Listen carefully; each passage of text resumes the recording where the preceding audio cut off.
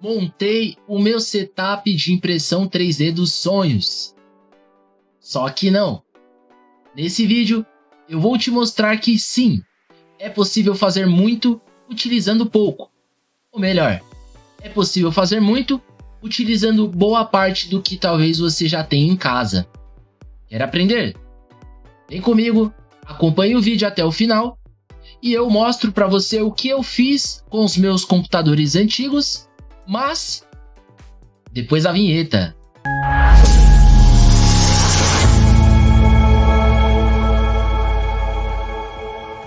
Fala galera, Bugiganga 3D no ar, mais novo canal sobre impressão 3D aqui do YouTube. Já aproveita, deixa o seu like aqui no vídeo, se inscreve no canal caso você ainda não é inscrito, ative o sino de notificação para você não perder os próximos vídeos que vem por aí que estão muito bacanas, beleza?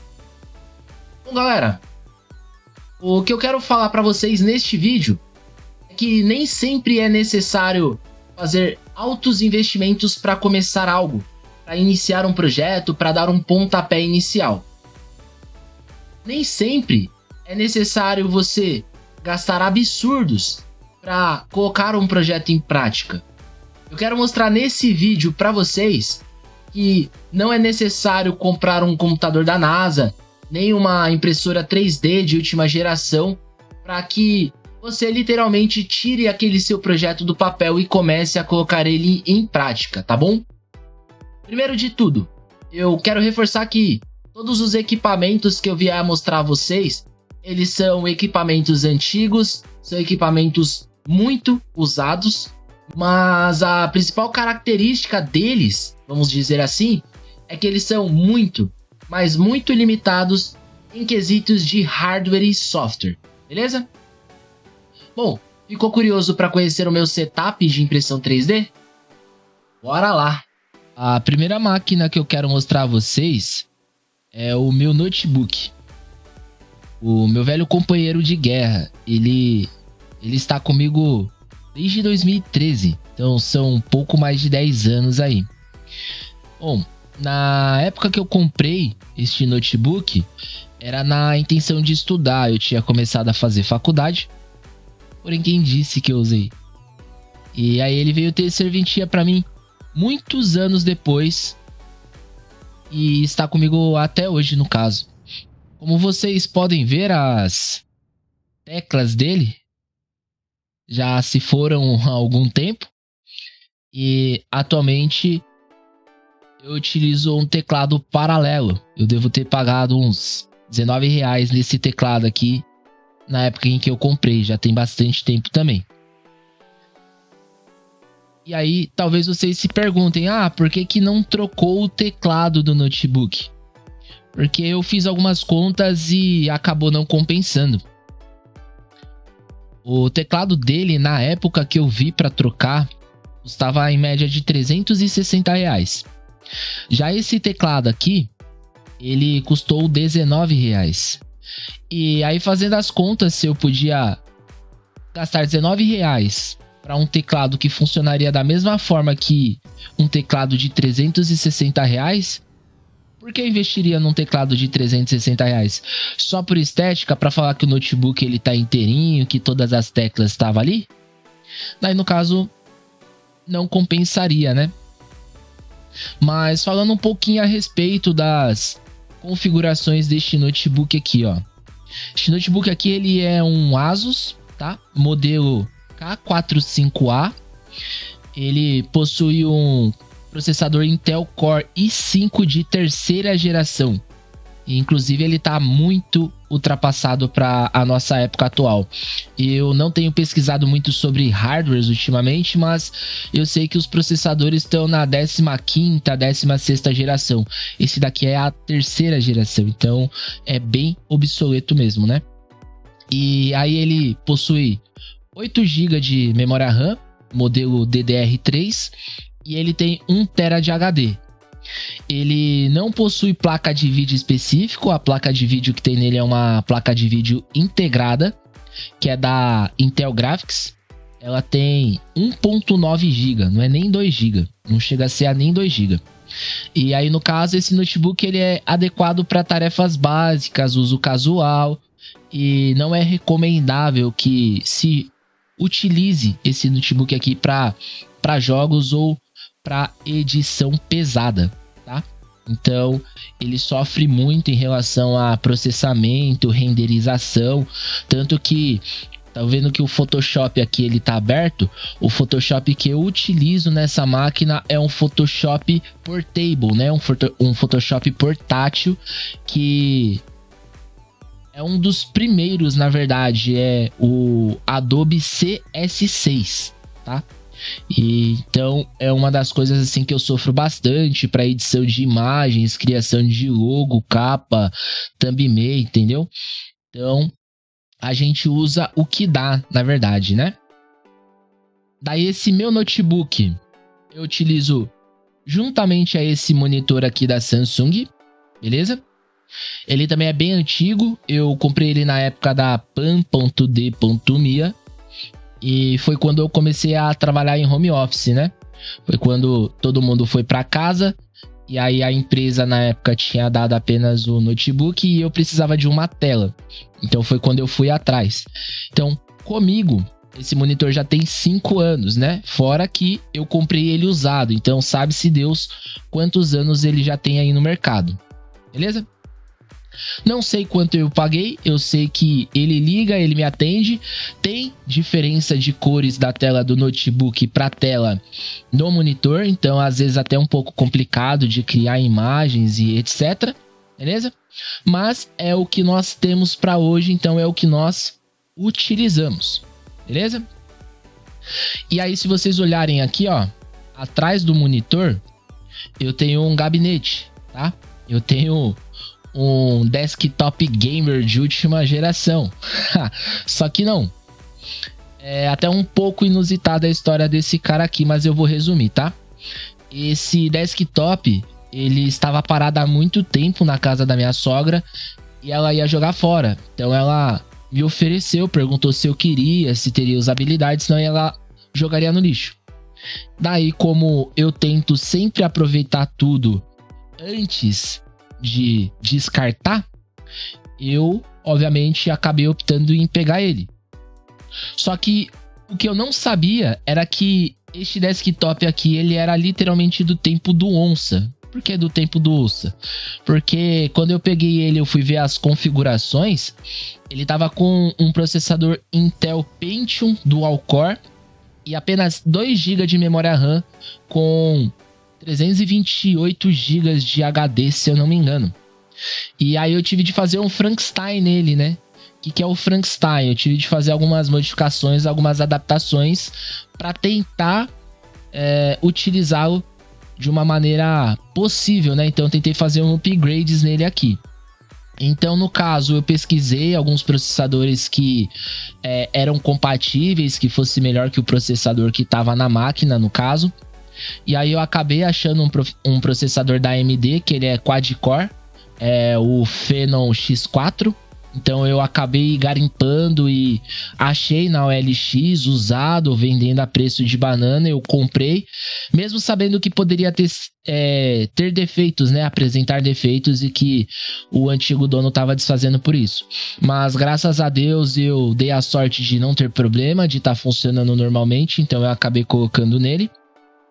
E eu também fui atrás de pentes de memória RAM DDR2, acredite se quiser, de 4 GB cada pente. E aí talvez vocês vão falar para mim que não existe, mas sim, existe e ele só funciona em AMD, beleza? E aí beleza, eu com muito custo, muitos meses de pesquisa, eu encontrei 2 pentes de memória RAM de 4 GB DDR2. Só que quando eu fui instalar na máquina, só um dos pentes funcionava. E eu até achei por muito tempo que um dos pentes estava com problema. Mas não, na verdade era a placa-mãe que estava nesse gabinete que não suportava 8 GB de memória. Então basicamente eu tinha comprado 4 GB à toa. E aí eu coloquei na ponta da caneta. Se eu fosse tentar vender, ninguém compraria, porque hoje em dia ninguém usa computadores com DDR2, né? Sabemos que atualmente os computadores mais usados são DDR4, mas que já foi lançado o DDR5, né?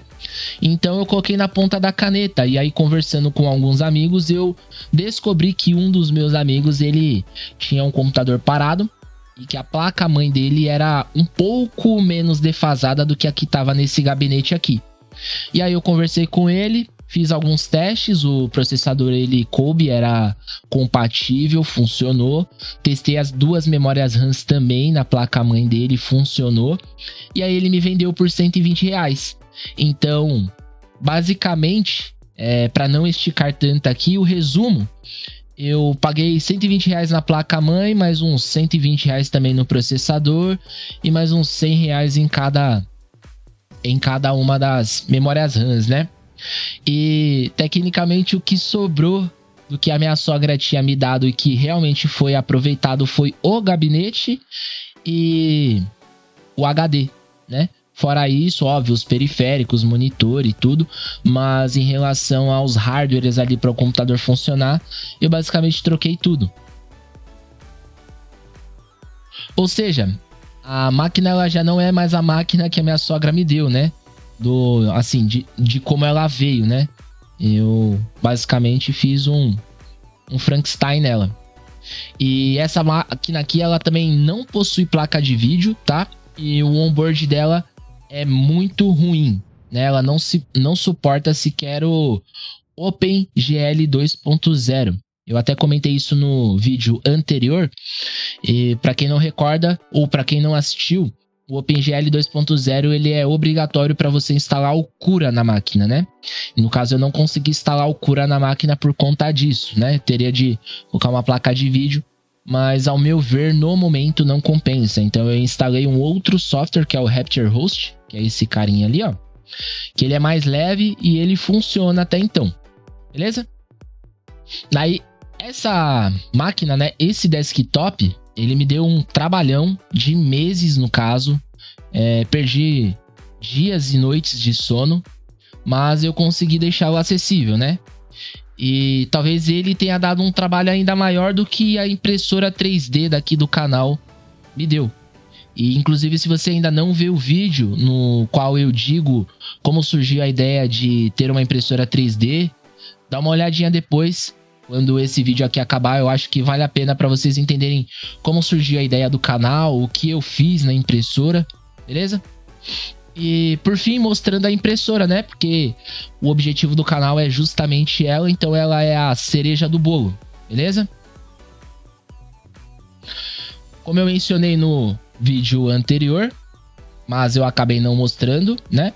A impressora, ela é uma Anet A8 ou Anet A8, como vocês quiserem chamar ela, beleza?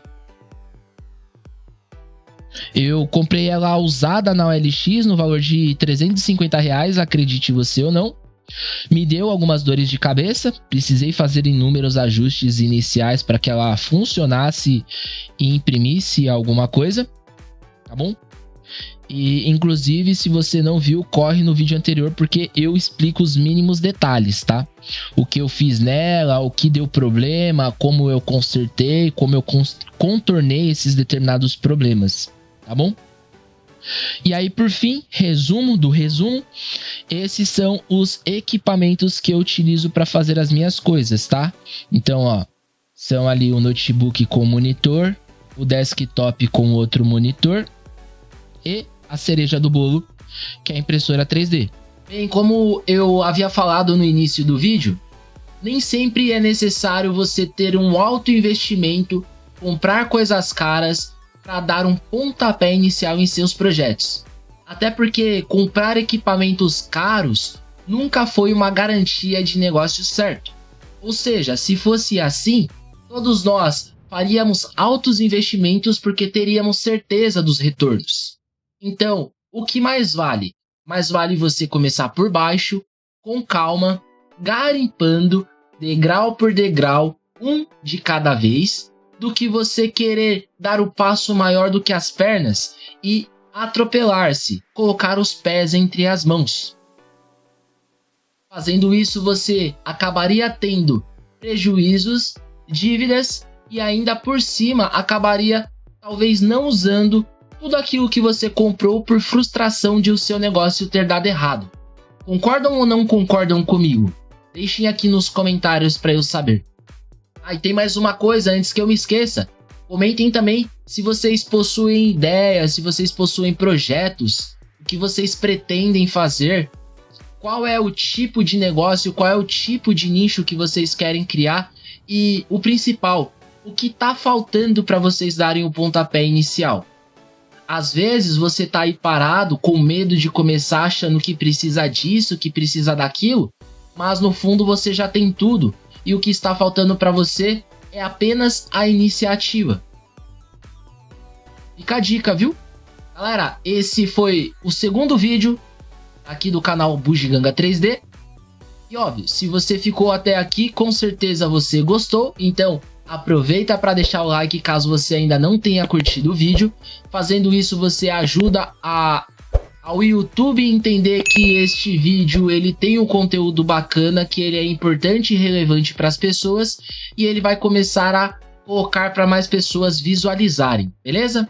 E óbvio, se você chegou até aqui e ainda não se inscreveu no canal, caiu de paraquedas, não sabe o que está acontecendo, se inscreva, ativa o sino de notificação para não perder os próximos vídeos. E óbvio, volta no vídeo anterior que você vai entender o porquê que esse canal foi criado, qual é o propósito dele e como surgiu a ideia da criação, beleza? Não vou me estender muito por aqui, vou me despedindo, fiquem com Deus, até breve.